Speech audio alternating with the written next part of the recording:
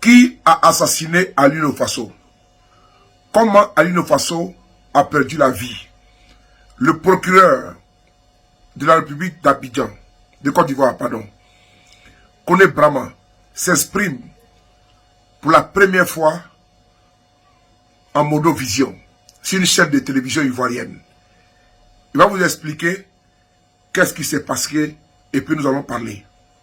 Possibilité de donner le menu de ce qu'ils veulent bien manger, mais contre toute attente, on constate qu'il est décédé. J'ai ouvert une information judiciaire pour la recherche des causes de la mort. C'est ce que la loi impose en pareille circonstance. Et le juge, le doyen des juges d'instruction étant saisi, alors je ne peux pas en dire plus. Très bien. Autre question que les gens se posaient naturellement, c'est pourquoi il n'était pas en détention à la maison d'arrêt et de correction et plutôt à l'école de gendarmerie. C'était juste pour sa propre sécurité. Parce que là où il était, comme je l'ai dit tantôt, il avait droit à la télévision, il avait droit au petit déjeuner, comme je l'ai dit tout à l'heure, au dîner, au déjeuner, ainsi de suite. C'était juste pour assurer sa sécurité.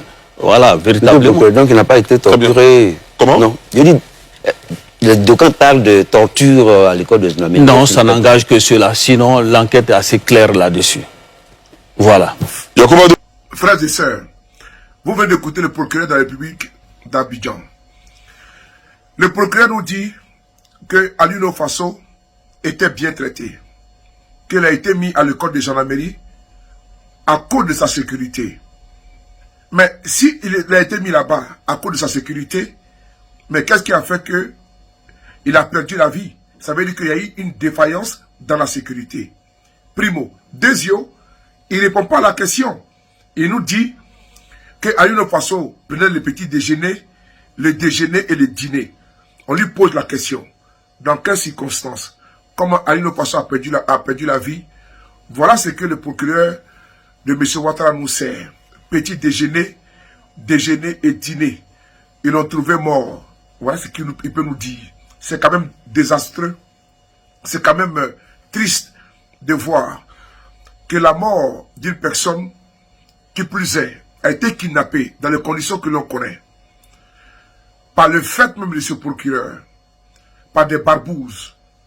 Et mieux, c'est sa femme sur le réseau qui a informé le monde entier.